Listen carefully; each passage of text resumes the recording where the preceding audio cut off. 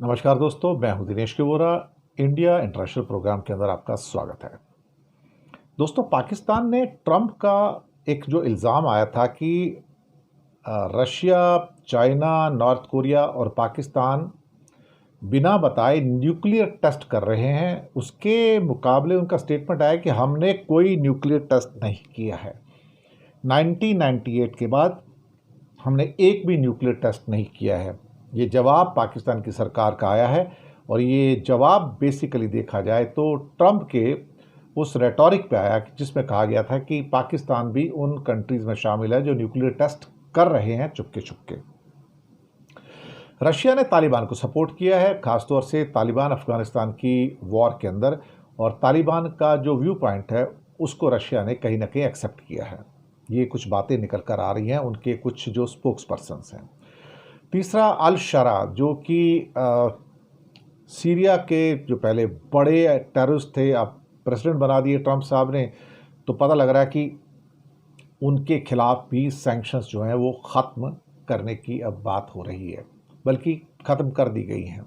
जी हाँ साहब, ट्रंप साहब के साथ आ जाइए तो सारे केस माफ़ हो जाएंगे, सारी सैंक्शंस माफ़ हो जाएंगी। यहाँ मोदी जी के साथ आ जाइए तो सारे पाप धुल जाएंगे, सारे केस बंद हो जाएंगे।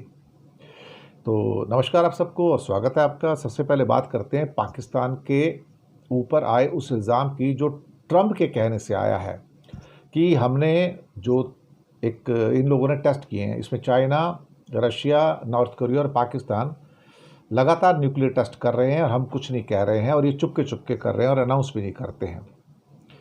लेकिन अब डोनाल्ड ट्रंप की जो नाराज़गी है, पहले तो इस्लामाबाद ने कुछ नहीं कहा, लेकिन अचानक से अब उनका स्टेटमेंट आता है कि इंडिया ने उसके ऊपर एक कमेंट किया कि देखिए, अब तो ट्रंप साहब भी कह रहे हैं कि भाई आपने ये न्यूक्लियर एक्सप्लोजन्स किए हैं अल्टीमेटली। लेकिन अब अचानक से पाकिस्तान को याद आया कि ट्रंप ने बोला था तो उस पर नहीं बोलना, अगर इंडिया ने बोल दिया तो भाई फिर उसका जवाब देना ज़रूरी है कि हमने कोई ऐसा टेस्ट किया ही नहीं है।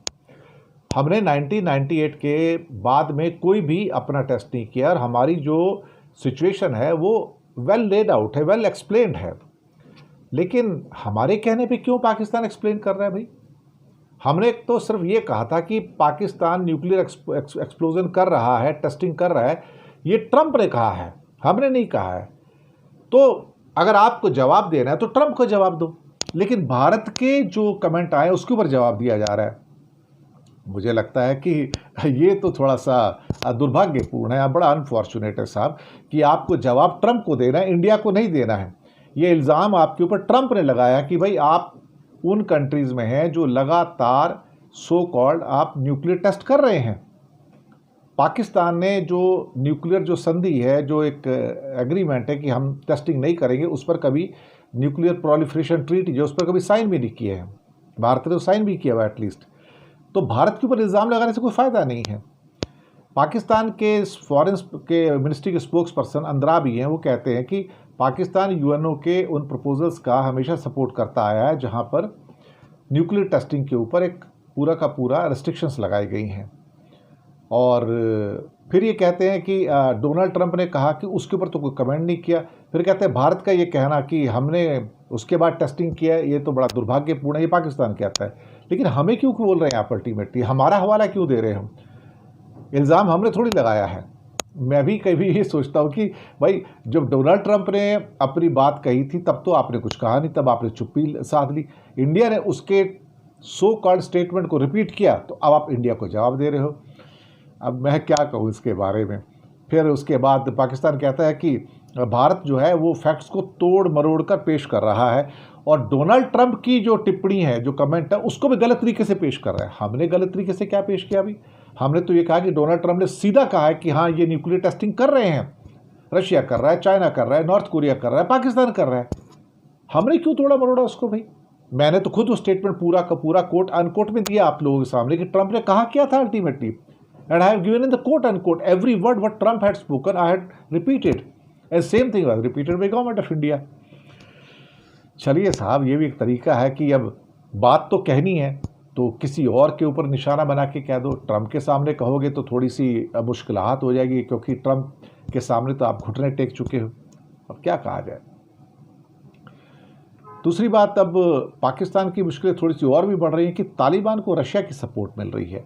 ये ख़ास तौर से इस कॉन्फ्लिक्ट के बीच में ऐसा क्या हो गया कि अचानक से रशिया तालिबान को सपोर्ट करता नज़र आ रहा है। मैंने कल परसों एक रिपोर्ट दिया था, उसमें कहा था कि रशिया का जो एम्बेसी है इस्लामाबाद में, वो बहुत गुस्से में है कि पाकिस्तान का कुछ मीडिया जो है, इंक्लूडिंग द फ्रंटियर पोस्ट, वो सारे के सारे रशिया के खिलाफ उनकी रिलीजेस आ रही हैं और उनको उस बात पे बहुत ज़्यादा गुस्सा है कि पाकिस्तान के न्यूज़पेपर्स और मीडिया जो है वो रशिया के व्यू पॉइंट को पेश नहीं कर रहा है।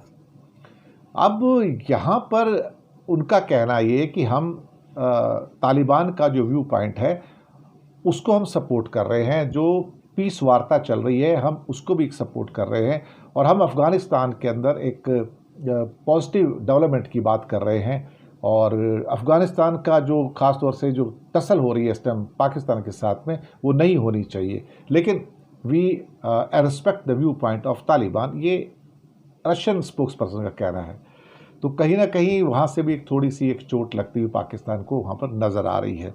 लेकिन डिप्लोमेसी में ऐसे होता है, क्या कहा जाता है क्या किया जाता है, दोनों अलग चीज़ें हो जाती हैं।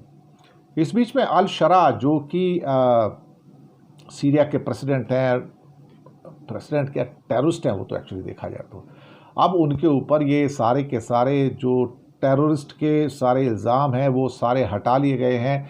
यूनाइटेड नेशन की सैंक्शंस हटा ली गई हैं, उनका नाम टेररिस्ट की रेस्ट्रिक्टेड लिस्ट से, सैंक्शन लिस्ट से हटा दिया गया है।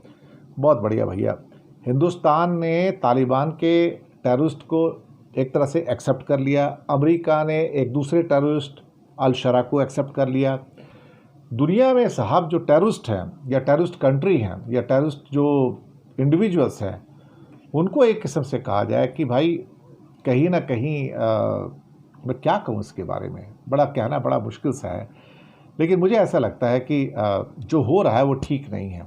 अगर इस ढंग से अल शरा जैसे ये अल कायदा से पहले जुड़े रहे हैं, उसके बाद हमेशा टेररिस्ट ग्रुप के साथ जुड़े रहे हैं और सैंक्शन और एक तरह से डिक्लेयर्ड टेररिस्ट रहे हैं, अब उनको अब पता लग रहा है कि वो वाशिंगटन जाएंगे, वाशिंगटन जाके वाइट हाउस में अब ट्रंप से मिलेंगे। शायद 10 नवंबर की डेट है और यात्रा पे आने वाले वो शायद पहले सीरिया के प्रेसिडेंट होंगे।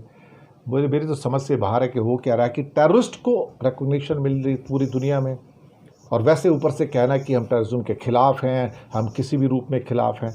This is something absolutely atrocious. मेरी तो समझ से बाहर है क्या इंडिया भी क्या कर रहा है और अमेरिका भी क्या कर रहा है।